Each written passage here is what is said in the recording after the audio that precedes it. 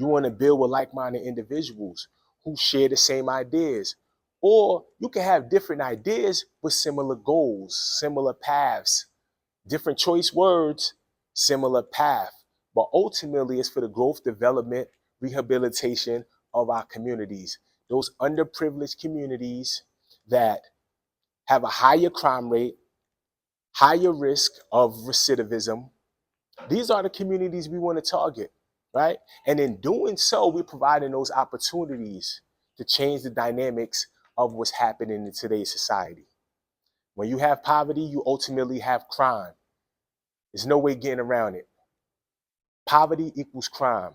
Without the finances, without the tools, without the resources, individuals are left hopeless. And when you're feeling hopeless, most individuals resort to crime, resort to violence.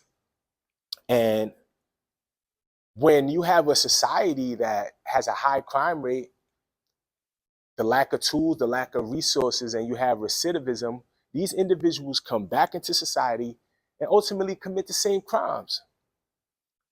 Go away 2, 3 years, 5 years, 10 years, come back home, ultimately around the same people, the same drugs, the same crime.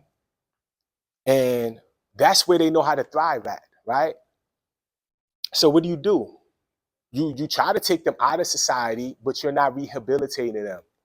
So ultimately, they're going away, they're going to prison with no rehabilitation. They're coming back with the same mindset, the same thought process, right? So we talk about tools, we talk about resources, right? If an individual doesn't have skill set, education, tools, resources, ultimately they're going to be in the same position they were last year, the year before that, right? It doesn't matter. Is this punishment, right? Are you punishing individuals? Is society punishing individuals for the crime they commit? Which ultimately, yes, no crime should be unpunished, right? So to say, quote unquote, politically correct. But in the process, what's happening? Are you looking to rehabilitate these individuals, change their mindset, release them back into society with skill set, with intellect, with guidance, with mentorship, with resources, financial tools to thrive?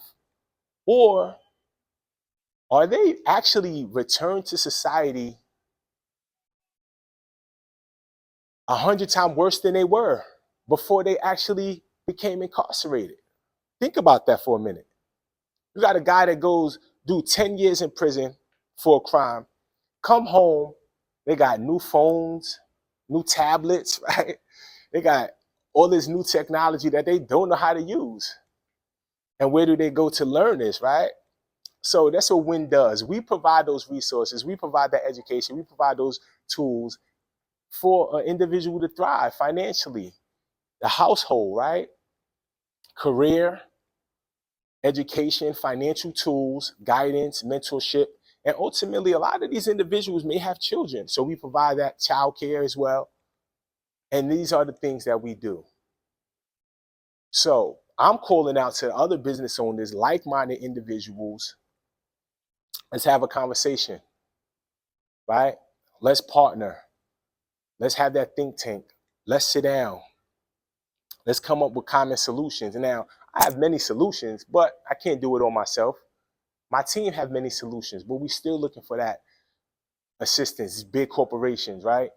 Corporations with this money. If Biden could send billions of dollars to Ukraine, then let's delegate those funds to our inner city youth, to our communities that are at high risk crime, high crime rate, to those communities that lack the funds, the resources, lack business owners, lack home ownership, right?